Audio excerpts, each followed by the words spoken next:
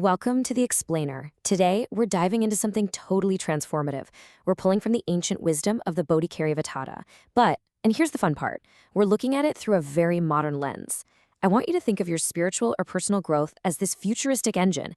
It's a powerful machine where your highest intentions literally meet relentless daily execution. We like to call it the merit engine. Let's get right into it. So, you know that feeling when you download a massive software update, but then you just hit pause on the installation?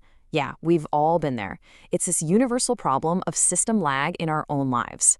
You get incredibly inspired, you read a great book, and you set this noble goal to be, kinder, more patient, more generous. You've essentially downloaded this beautiful new operating system for your life. But then the execution just stalls out. We have these grand, gorgeous intentions, but we completely fail to install the actual habits into our daily routines. And there's a reason this happens. Experienced practitioners of this ancient text have a pretty stark warning for us. They say that aspiration without action is basically like an empty flower. If we just wish to be better without doing the actual work, our aspirations turn into these empty, holographic dreams.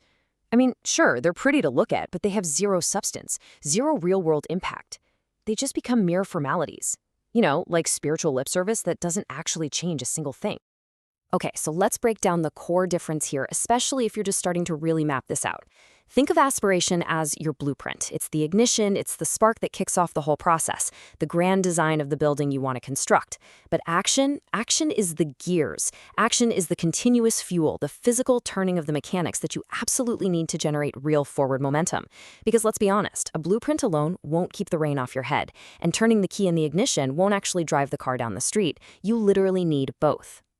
To bring this from theory into everyday practice, let's look at 3 concrete examples.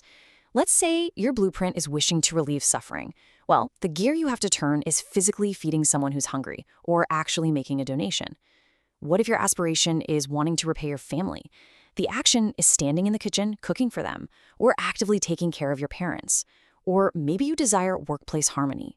The action there isn't just sitting at your desk hoping for peace. It's deliberately using gentle speech and, stepping back to avoid taking all the credit. It's all about taking that high-level code and running it in your everyday programming. So it all boils down to this absolutely crucial point. Aspiration is the flower, but action is the fruit. That initial spark of intention, that blooming flower, is super inspiring, right? But it's the mechanical, daily, and honestly sometimes gritty execution that actually produces the tangible fruit. You can't nourish yourself, or anyone else for that matter, just on petals. You need the fruit that only comes from continuous effort. Now, we all know real life doesn't always give us optimal running conditions for our merit engine. The trick here is learning how to adjust our internal sensors. It's kind of like creating an augmented reality simulation for your mind, no matter what environment you're stuck in. Sometimes the conditions are incredibly favorable, and other times, they're deeply challenging.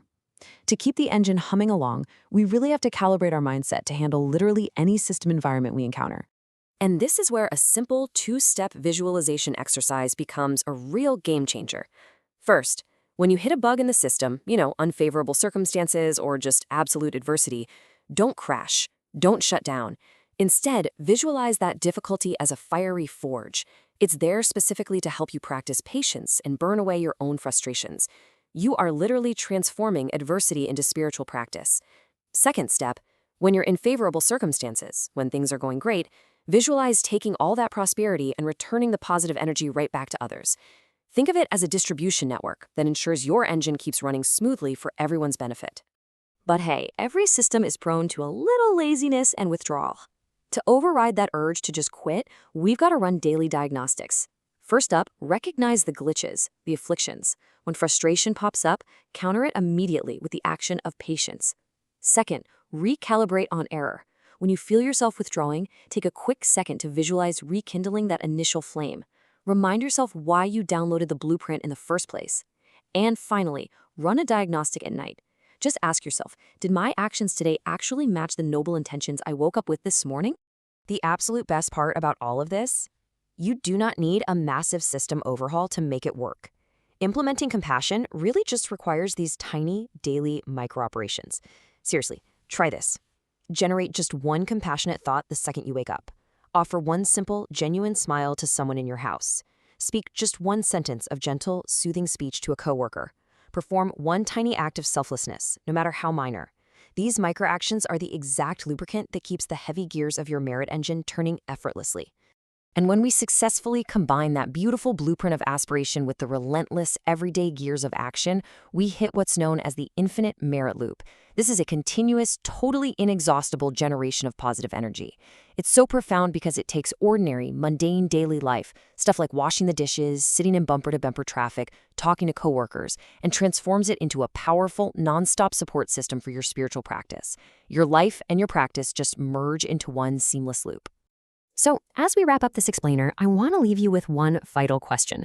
You've got the blueprint now. You know exactly how the engine works. But are you going to just run the simulation in your head today, or will you actually engage the gears, execute those micro operations, and take real action? The power is totally in your hands. Power up your engine today, and let's see what you can build. Thanks for joining me.